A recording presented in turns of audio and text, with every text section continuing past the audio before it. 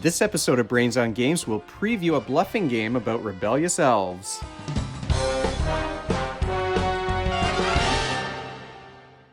Welcome to Brains on Games. I'm Dr. Brian McDonald, and this episode we're going to preview a game that was sent to me very recently. Christmas came early at Brains on Games. This game was sent to me by the folks over at TGG Games, and it's an upcoming game called Santa's Little Elves. Imagine we're talking about Santa Claus at this time of year. This is a game for 2 to 5 players. Now, it says on the box age 14 and up, but this is a simple enough game. It's super light. Younger kids can get it as long as they can handle the theme of Santa's elves stealing toys from the toy shop. So 14 and up, it says on the box, you can play a game in only about 15 minutes. Let's take a deeper look at Santa's Little Elves. This is a super light game, totally family weight in terms of its complexity. It's, like I said, a game that younger kids could play as long as they can handle the idea of Santa's elves stealing things from the workshop, because that's what the theme of this game is all about. In fact, the rulebook even says, please don't put us on the naughty list for making this game. But what you're trying to do is you're playing as an elf who's dissatisfied with the working conditions in Santa's workshop, low pay, no vacation days, no sick days. So you've decided to improve your quality of life by stealing toys from Santa's workshop. So unfortunately, like I said, the theme might be a little bit much for some of the younger kids. You have to steal these toys without getting caught, because if another elf catches you, the only way to keep them quiet is to give them the toy that you stole. So you're trying to take these toys off the workshop floor without anyone else catching you. How do you do that? Well, you've got these spaces around the outside of the board that are going to be occupied by some toys. The rule book says put these toy tiles in a stack and draw from the stack, but the game also comes with Santa's sack. So you've got this big Santa bag. So of course you're going to draw the tiles from there. It was tied up, but I opened it so I could draw tiles from it. So you're going to be filling up these spaces with these toy tiles. You win this game by earning the most points at the end, and how you earn those points is by stealing lots of toys. There is a bit of set collection here as well. You'll get bonus points if you have the most electronic toys or the most non-electronic toys. You've got icons here, so you've got little blocks for the non-electronic toys and batteries for the electronic ones, and you're trying to earn these points that are here on the side. You'll be adding those up at the end of the game. How do you steal the toys off the floor, though? You've also got this die. Now, there's no number 1 on it. There's no number 6 on it. It's only the numbers that are here on the board. The other 2 sides have a snowflake and a snowman, so you're not going to use those sides. But when it's my turn, I'm going to decide which one of these I want. Probably I want the one that's worth 5 points, the Game Boy. It looks like an old Nintendo Game Boy. So if that's the one that I want, I'm going to put this die to the number 4. Nobody else is going to see it. So now I've made my guess. Now, the player who's next to me, whose turn is next, is going to try and guess which one I'm taking. So if they say the number 4, I don't get that toy.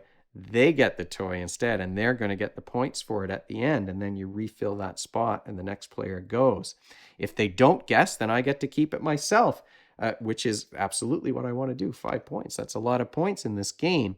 It's possible you might get doubles of the same toy on the board. You might even get 4 of the same one. Now, if you get all 4 the same, those all just get discarded and you start all over again. You refill the 4 spots. But if you've got 2 or 3, then those are a bundle. So right now there's a bundle here of walkie-talkies. There's 2 sets of them. I might want to get those because that's going to give me 2 electronic toys added to my total. But they are a little harder to get. The reason for that is that if I put a number 3 on my dice and my opponent guesses 5, these are part of the same bundle, my opponent is going to guess right and he gets both of these toys instead of me. But if he guesses that I was going to take this Game Boy, that the number on my die would be 4, then I get both of the walkie-talkies because they're a bundle and they go together. That's where the bluffing comes in. It's obvious that, these are worth 4, but they're also going to add 2 to your electronic toy total. That's probably what you want. If you've got 3 of a kind, it becomes really hard. Are you going to go for this one, or might you take one of those? That's where the bluffing comes in. I might really be talking up this Game Boy saying that those 5 points are really, really tempting, but then choose this instead and take both of those because my opponent thinks I'm going to take the Game Boy. So the bluffing element of the game is something that when you add it to the theme and the artwork, it does make it a lot of fun. Now, there are some special tiles in the game. One of them is, for example, there's a pair of binoculars, and if I get the pair of binoculars, that means I can use it to make two guesses instead of one. There's an alarm clock where you can reverse your turn and take a do-over. There are these broken toys. If I manage to get a broken toy, I can put it in another player's stash of toys, and that's going to subtract 5 victory points from them. So it's going to make it that much harder for them to win the game. So there are some take that elements where you can ruin another player's plans by stealing a toy from their stash or by adding a toy to their stash. Now, it is early in the year to be talking about a Christmas themed game, but I have to say, I can't think of that many holiday themed games that I've played. Even over my lifetime, I can't think of too many of those. I'd love to know. Here's my question for you this episode. What is your favorite holiday themed game? Leave that in the comments section below the video. I'd like to hear more about that. But we need to talk about what skills are involved here because this is a bluffing game. And I haven't talked a lot about games where there's sort of that element of nonverbal communication or there's some social skills that are involved when we're talking about bluffing. You need to recognize the other player's cues. Are they telling the truth or are they trying to trick you? So I do like that bluffing element where you're trying to really pay attention to the signals that you're putting out there and to the signals that you're getting from the other players. I think that's a fun mechanism. It's not a game, like a kind of game style that I would want to play every single day, but I do like doing that, and it's a good skill, recognizing and monitoring your own nonverbals and others' nonverbal cues. That's a good skill to practice and to develop. The other thing that you're doing, there's a bit of response inhibition, maybe you want to call it. The executive functions come in where you're resisting the urge to automatically take the highest point thing on the board. An 8-year-old is going to look at that 5-point Game Boy and they're going to say, that's the one that I want. But everybody else is going to know that.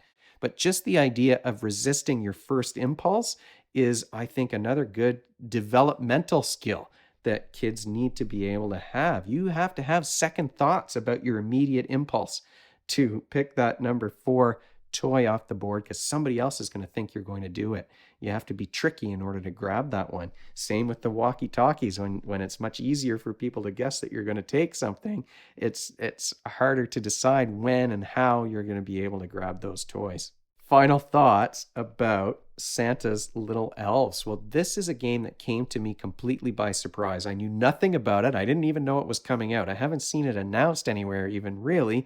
So it's a game that I didn't know anything about. It was a shocker when it came to my door, but what a pleasant surprise it was. We're talking about a game with fun components, silly artwork and a silly theme. You've got these angry elves and they're all looking at each other suspiciously. You've got that big Santa bag where you're drawing the tiles from. Even the tiles themselves, the toys they've chosen are sort of fun throwbacks. They're perfect for the parents, right? I remember playing with a walkie-talkie when I was a kid, and that stereo looks a lot like one that I had when I was younger. They've got Tonka trucks in there. So it's all these kinds of things that maybe I remember from when I was younger. So the components are fun. The design is fun. That idea of a quick, easy to learn, fast to play bluffing game that's got that holiday theme with these components, fantastic. It's silly and we had a good time. My 18-year-old had fun playing it, and it was just like 20 minutes of trash talk of sort of trying to trick one another into choosing the wrong thing and not allowing them to guess what it was that we had on the die face behind our hand. So we had a great time playing it. It's a game that I would love to play with my nieces and nephews around the holiday time when they're thinking about Santa's elves. Not with the super young ones, though. I don't want anybody thinking that these elves are stealing from Santa, and you've got to have a little bit of maturity under your belt maybe before you play a game with that theme. So look, I had a great time. That's the only knock on the game, right? Is that idea that, oh, an 8-year-old is going to have some feelings about Santa's elves being mad at Santa and stealing things. That's the only knock on it. We had a lot of fun playing this thing. I would like to play it again at Christmas time, like I said. The components are great. The art is great. They've chosen like good pictures of the toys. There's a little bit of take that, but not too much. Fantastic. So thanks so much to TGG Games for sending this one my way. This is a perfect holiday themed bluffing game for kids that can handle that theme. And if you have questions or comments or suggestions about your favorite holiday theme game, you can leave them in the comment section below the video, or you can email me at brian@brainsongames.ca. Brainsongames.ca is the website where future episodes will go, and the previous ones are up there already. Brains on Games is the Twitter handle and the Facebook page and the Instagram feed, so we're all over the place. And if you enjoyed this video and you want to be notified of future ones, you can head on over to YouTube and click that subscribe button. Thanks for joining me, and hopefully I'll see you next time.